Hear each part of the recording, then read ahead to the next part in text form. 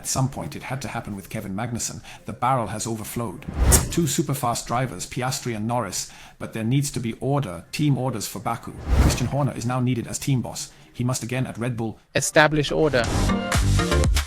Hello dear Formula One fans, Motorsport Magazine friends and supporters of the Papaya Rules. A warm welcome to the AvD Motorsport Magazine Monza edition, as always, of course, featuring Christian Danner. Hello Christian. Yes, welcome to the Papaya edition, that's exactly it. We will definitely have to talk about that today. While our other Christian is still casting his vote in Italy, we have the opportunity to discuss a rather entertaining and thrilling race in Monza. Christian, you provided live commentary for RTL once again. How did you find the experience? Well, you have to break it down a bit. Monza itself, I was there in person. It truly is an incredible experience for motorsport enthusiasts. It's genuinely not the first occasion I've been there, but it's always delightful to witness that our sport, motorsport, Formula One in particular, and Ferrari of course are especially celebrated there. Every scooter at every traffic light makes a Grand Prix start. The atmosphere everything is electrified there. You can enjoy a regular pizza and think, any moment now Leclerc will walk in. It's such a fantastic atmosphere where the world is still in order for the motorsport fan. There's no one who minds if you drive off the parking lot towards the street with a bit more revs. Towards more street and more revs, we had that in the race too, because Monza in the past wasn't always the super spectacle and not much happened, but this time there was real action. Yes, so Monza was a typical one-stop race. Everyone followed the same strategy, driving in a line because the DRS train always formed, like a string of pearls. Everyone had DRS and thus there was no speed difference. Our beloved Delta, which you need to overtake someone, didn't build up. This year it was different because we had a new surface. The track was renovated a bit. I emphasize a bit. Thankfully, not radically. Yes, because it should keep its character. Yes, really. Otherwise all tracks will eventually be the same. And then, of course, a few little things were added. Red Bull completely misjudged the conceptual approach for this year. Yes, no special Monza aero that everyone else had. There are a few factors that contributed to making the race spectacular. And ultimately, of course, I would say the willingness to take risks in terms of strategy was the race winner. And that always makes me particularly happy because it shows that a little something is possible. So you can win even if you don't have the superior car. And if that's a Ferrari in Monza, believe me, it's just a great event then. Then we'll talk about how Ferrari was able to win, what was going on at McLaren, and of course what's going on at Red Bull. But as the first topic, we want to take a look at Kevin Magnussen, because what had been a bit dormant in recent weeks has now actually happened. We've been discussing for a long time whether he would be banned for a race, and now, after a contact of all things with Pierre Gasly, who has been in this situation himself, everyone thought, okay, when will he be banned? When will he get those last 2 points he was missing back then? And now, of all things, in an action against him, it has come to this. But surprisingly, it was exactly this Gasly who later said, well, I find this suspension unfair, it should actually be revoked. How did you see the whole thing? Well, I can remember very well. We have also received comments from our viewers and readers repeatedly, why should Magnussen be banned once and for all, and so forth, they asked. And there were also peers, specialists, particularly those with expertise in Formula One racing, who have vociferously and emphatically called for this. I have always pointed out that with the 12-point rule, there is indeed a clearly defined boundary to how far one can go. And if you reach that, then you have a race ban. I believe we shouldn't focus too much on the incident with Gasly regarding Magnussen, because it really wasn't that severe. Yes, so I am of Pierre Gasly's opinion and say, well, it's not that dramatic. but everything that happened before can't be ignored. And somehow you have to reach those 12 points. And Magnussen, of course, managed that. And that's why I have to honestly say, he's due now. And that's unfortunate, and maybe the individual case doesn't quite fit. But overall, it's acceptable, because it's also a signal to everyone else. The penalty points are not just an academic rule that represents a few points on a piece of paper, but it means you stay home. No more super license. End of story. And that is, of course, brutally hard. And if you are banned for unsafe driving, I am also one of the drivers to whom that happened once. It's a very bitter matter.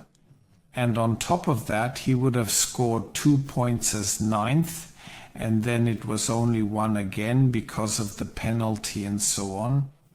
So he really got his share, and I have to say, you have a slight touch of sympathy for Kevin Magnussen. But overall, it's okay. Nothing comes from nothing. He has, I would say, worked his way up to it painstakingly. That it was now a rather ridiculous offense that made the barrel overflow is, of course, kind of stupid when you look at it. But that's how it is. It is, yes.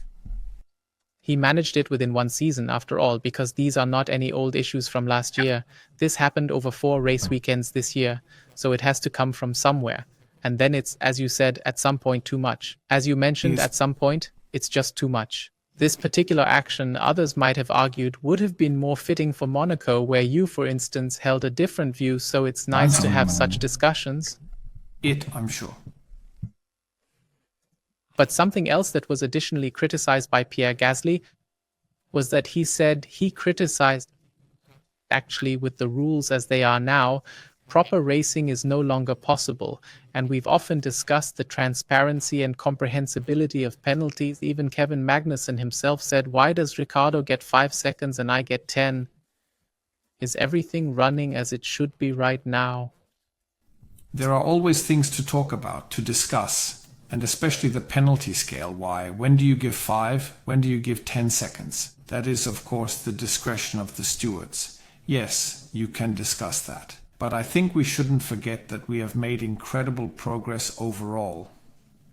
Compared to, let's say, 5 years or 10 years ago, we now have a race director who very consistently implements and enforces what is in the rules. Nothing is decided arbitrarily anymore. There is no more discussion during the race. The rules are clear. And for that reason, it is, I would say, quite well received that there are always a few incidents occurring that necessitate discussion. Certainly, I do not concur with Gasly's opinion that genuine racing cannot be achieved. It is indeed very possible. I believe, and I have also had conversations with Niels Wittig about this, that we indeed have a significant issue, which we have mentioned several times in this program, that everyone is almost equally fast. That means, with that, if you don't have an advantage in the car, you can only overtake with a classic dive bomb maneuver. This means you throw yourself in with the risk, you willingly accept a collision and hope the other driver moves aside. That is essentially the aggressive method that some drivers are quite adept at handling. And dealing with that is, for instance, a topic that needs to be discussed with Alexander Wurz, the Grand Prix Drivers Association, and the FIA. These are matters that need to be discussed. Otherwise, the racing as we have it, including leaving the line or the he pushed me off the track incidents and so forth, is already quite well monitored and observed.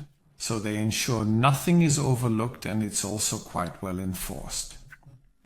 Meaning penalties are applied or carried out effectively by the stewards. So I think, yes, there is always a need, and you have to remain in dialogue. That is very crucial. But in general, we have already reached a very good level, I think. And the drivers already know how far they can go. And the Magnussen penalty is somewhat part of that. It serves as an example that was set here. Rightfully so, because he worked hard to achieve that. However, the others have already taken note of it.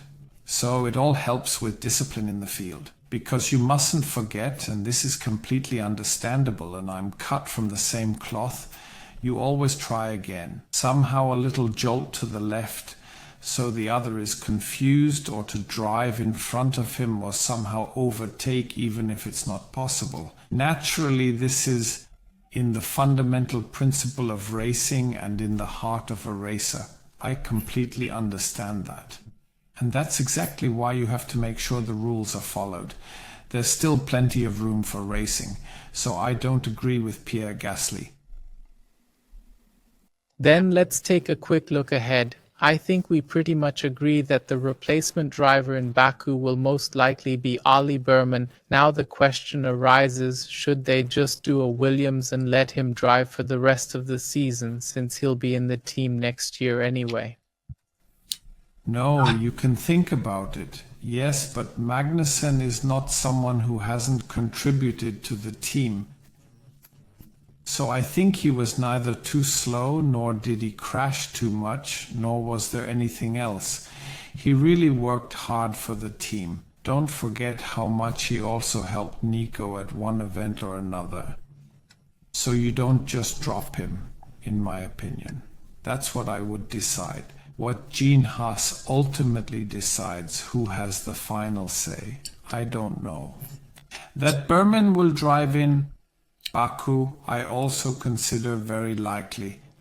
And after that, I would say they should let Kevin finish the season. Let's now draw a line under the Haas situation and listen to what our viewers want to know in Ask AvD.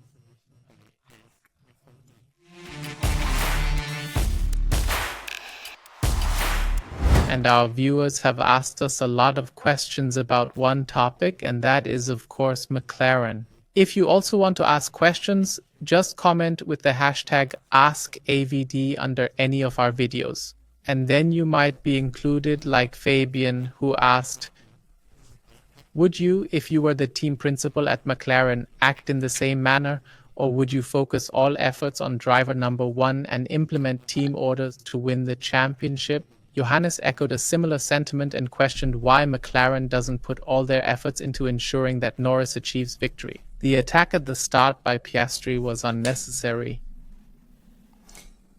Yes, that's of course the topic that was discussed in the paddock, also after the race with Zak Brown. Naturally, Günther Steiner also posed very specific questions to him during our discussion. I have a clear stance on this. I'm not a fan of team orders. However, sometimes decisions must be made in the best interest of the team as a whole. Of course, it can be done elegantly, it can be done stupidly, and it can be done, let's say, brutally, like Rubens Barrichello let Michael pass for the championship. I mean, he had a 200-point lead or something back then. Yet he still had to hand over the victory to Barrichello. It was all very, very unpleasant. I'm not in favor of this letting someone pass, this classic number 1, number 2 nonsense.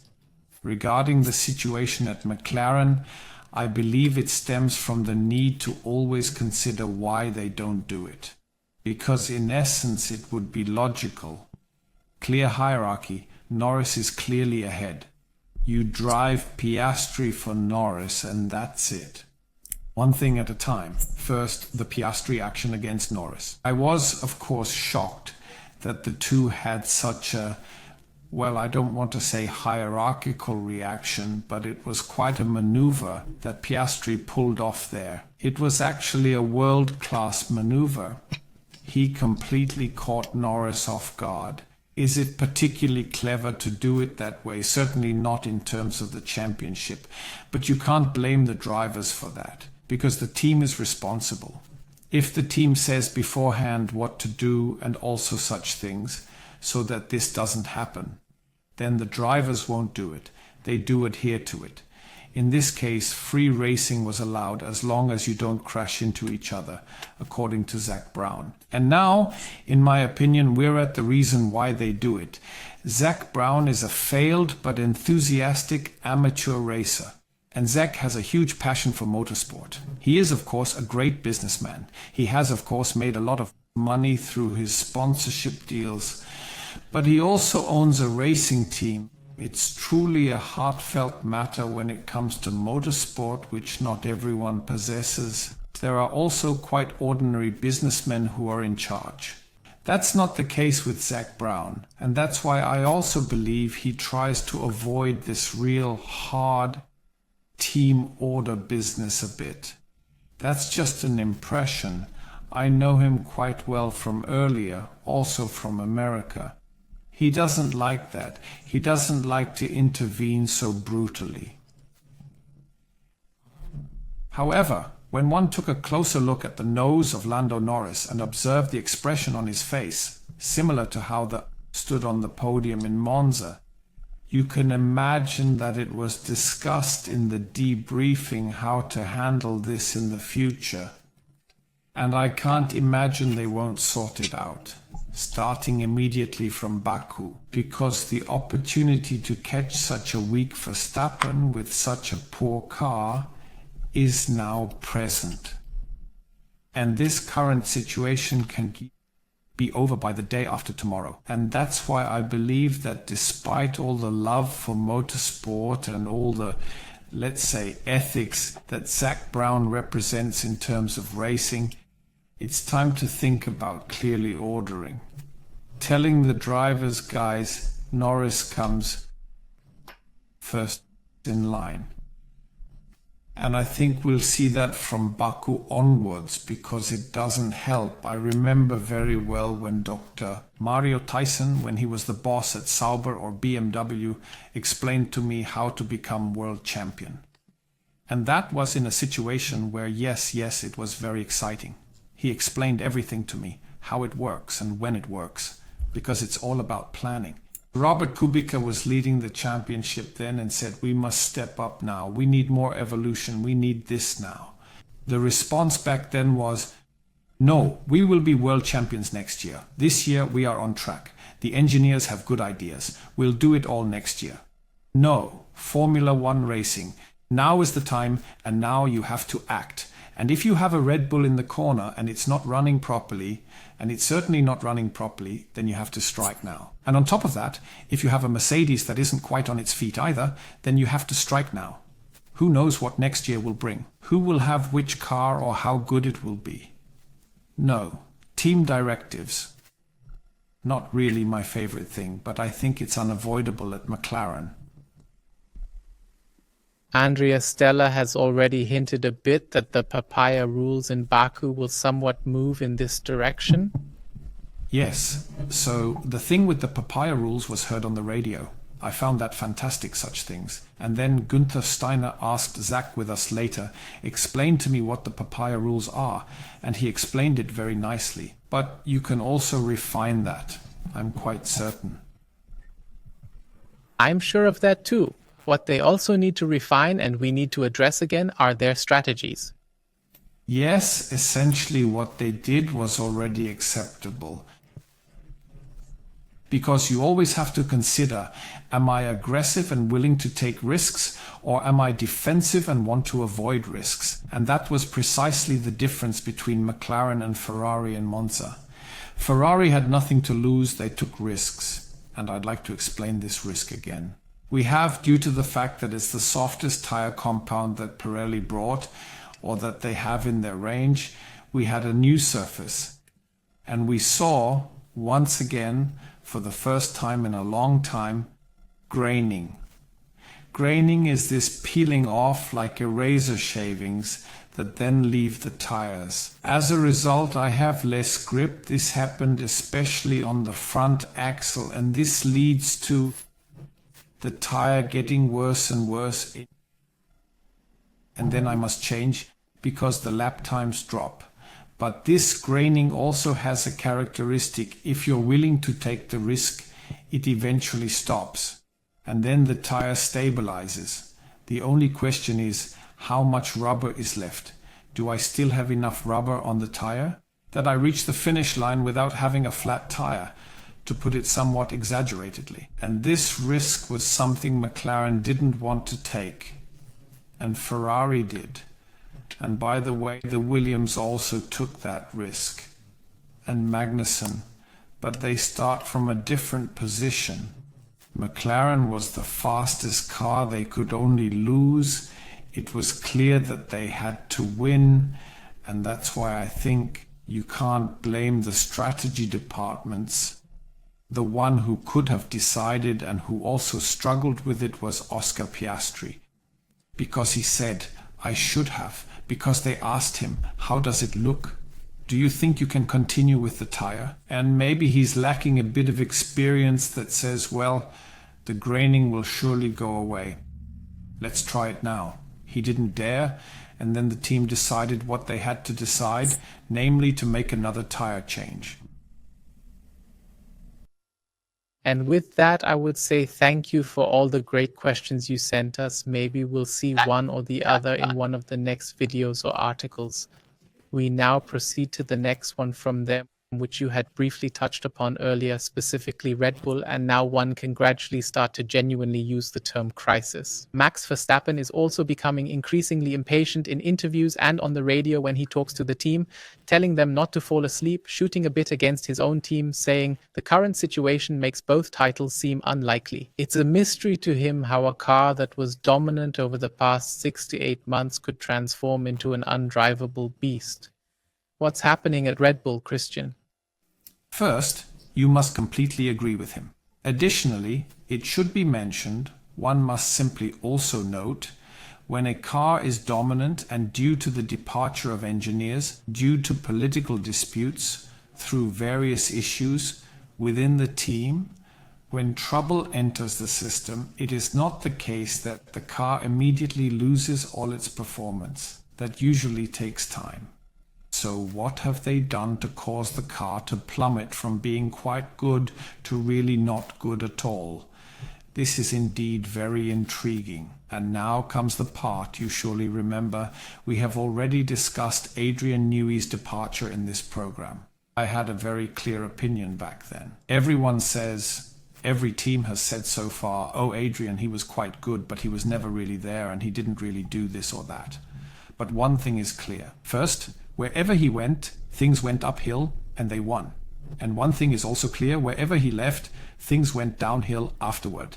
And we can already see that regarding the fact, and seeing it now with Red Bull, that many engineers have, of course, left and were recruited by Aston Martin and McLaren. Of course, you can't just replace that one-to-one, especially when you have a problem. And now the question arises, where is the problem? Is it an aerodynamic configuration? Is there something where the airflow isn't doing what it's supposed to do? Or what I almost suspect more, a combination between the suspension kinematics, meaning how the suspension moves and how the shock absorbers and springs are activated in relation to the aerodynamics. I believe this interplay is not good. And that's also what we always hear from Verstappen. He has no feeling. He can steer and the car doesn't steer. It's such a vague feeling. I think it's more due to the fact that they no longer have the combination under control. For whatever reasons, then there's the bouncing, and the aero specification works with the suspension setup indeed. Although setup doesn't always mean it's pleasant, but that the aerodynamics can flow better and so on. So I think this interplay is disturbed. And since this is not just an upgrade in terms of the underbody, it becomes tough. It really becomes difficult. And now the chief technician must step in, who has an overview of everything and says, okay, so where could it come from? What surprises me a bit is what I really find Verstappen great, because he has, yes, think about it, he complained on the radio and so on. And then he was attacked and asked, how can you throw your team under the bus like that? And he says, no, he just hopes to wake them up. That's the issue for him.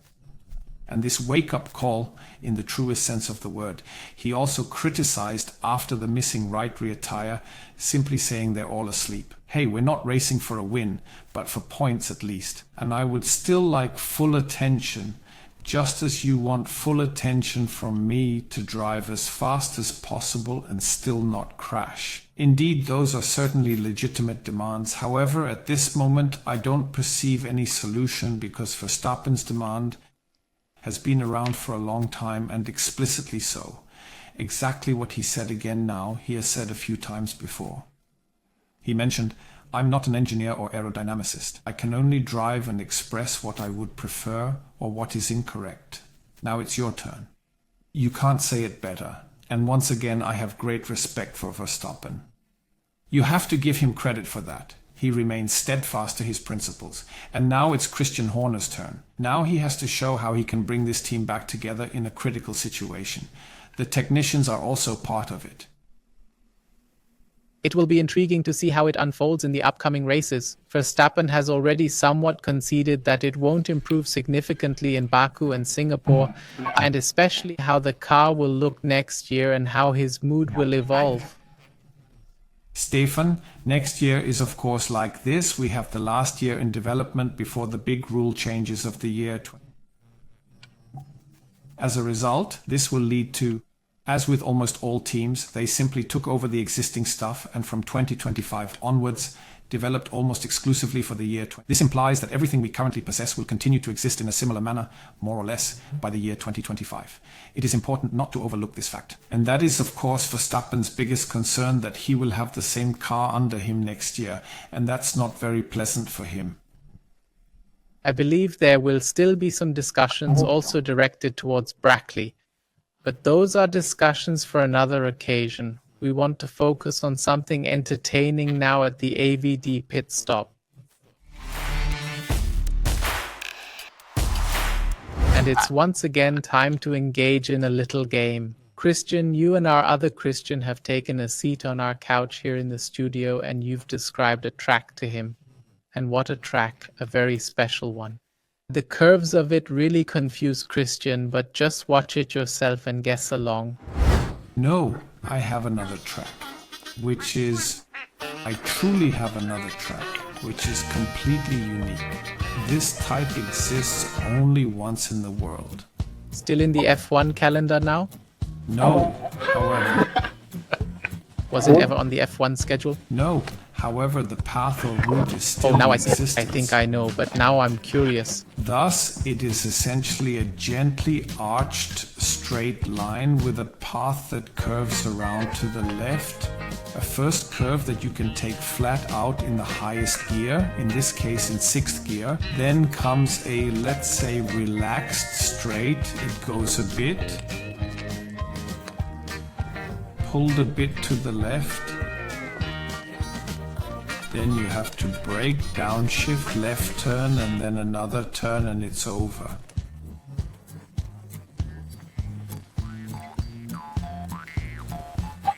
How many curves were there? I didn't count.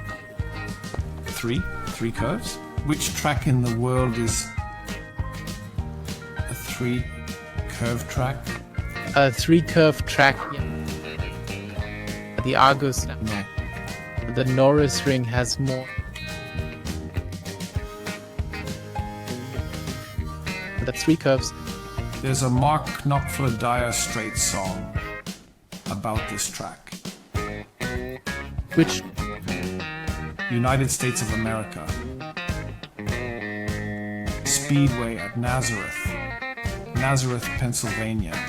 A triangular oval, so an oval consisting of 3 curves. And the twist is, you have to downshift for 1 curve. You can't take it in the highest gear like on normal ovals.